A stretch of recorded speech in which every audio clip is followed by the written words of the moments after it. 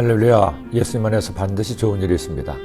열왕기의 말씀을 묵상하면서 수천 년 전 이스라엘 나라의 역사에 나타난 하나님의 뜻을 지금 우리의 상황과 비교하자니 자연스럽게 우리나라의 역사에 대입하는 경우가 많았습니다. 특히 가장 많이 알려진 조선의 역사에서 비교하는 경우가 종종 있었죠. 사무엘서에 나오는 다윗의 아들들 압살롬과 암논 등의 갈등과 다툼을 보면서 조선 초 왕자의 난을 생각했습니다. 다윗이나 여호사밧 같은 훌륭한 왕을 보면서 세종대왕을 생각하기도 했습니다. 그리고 이제 이스라엘 왕국의 역사가 마지막을 향해 치받고 있는 이 즈음에 나타난 빼어난 왕 요시야를 생각하며 저는 문득 정조가 생각났습니다. 조선 왕조가 시작된 지 연 400년, 그동안 많은 역사의 부침이 있었습니다. 나라가 융성할 때도 있었고 사색 당파로 사대부들이 갈라져 서민들의 고통은 아랑곳하지 않고 자신들의 권력을 유지하기 위해 온갖 사활을 저지르기도 했습니다. 그런가 하면 외란과 호란으로 나라는 피폐해졌고 그런 고통의 와중에도 다시 일어서기 위해 노력했던 400년이었습니다. 하지만 조선의 왕권은 점점 약해졌고 상대적으로 비대화된 사대부들은 왕을 제치고 조선을 군신들의 나라로 만들어가고 있었습니다. 그런 상황에서 마지막으로 백성을 사랑하고 왕으로서의 뛰어난 기량을 뽐내는 왕이 바로 정조대왕이었습니다.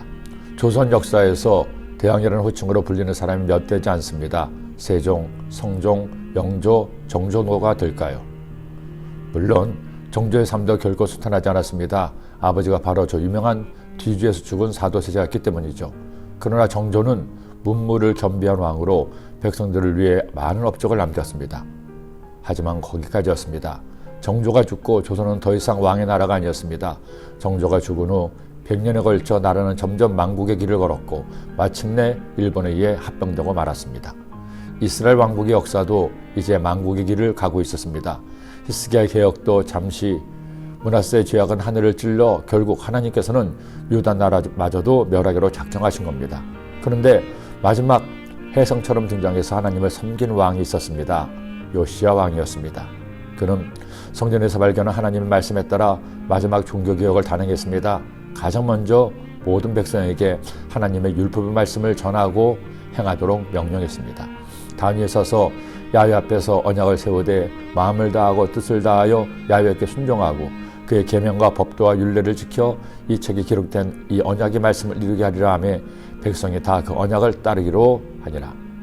그리고 한 걸음 더 나아가 유다 나라의 산지에 있던 모든 우상을 그 싹부터 제거했습니다.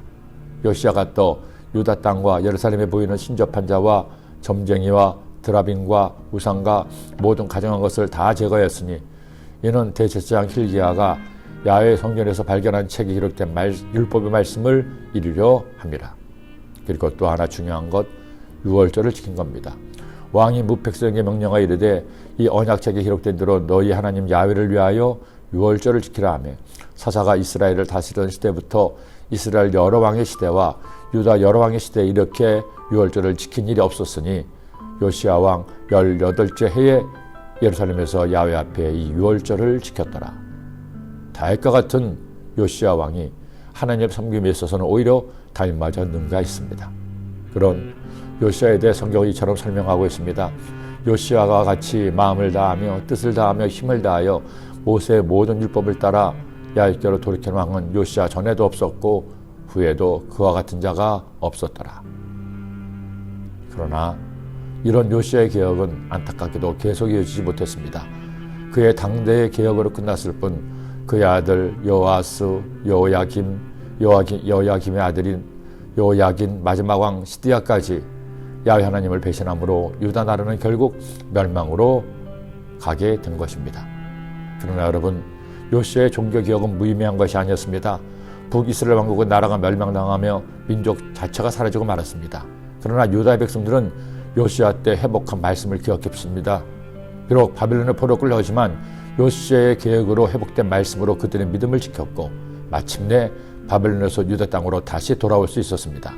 그렇게 돌아온 유대 민족의 역사가 2500년을 율법의 정신으로 지키면서 오늘날의 이스라엘로 이어질 수 있었던 겁니다. 결국 말씀으로 돌아가야 됩니다. 하나님의 말씀의 말로 나라를, 민족을, 교회를, 가정을, 나를 살리는 생명입니다. 이제 이 가을에 우리 말씀으로 돌아가지 않겠습니까? 기도드립니다. 하나님 아버지 감사합니다. 고맙습니다. 하나님 말씀은 살았고 운동력이 있어 우리를 새롭게 한다고 말씀했으니 요시야가 말씀으로 유다를 회복시킨 것처럼 우리도 하나님 말씀으로 자신과 내 가정과 교회를 회복시키는 하나님의 백성 되게 하여 주옵소서. 예수님의 이름으로 축복하고 기도드립니다. 아멘.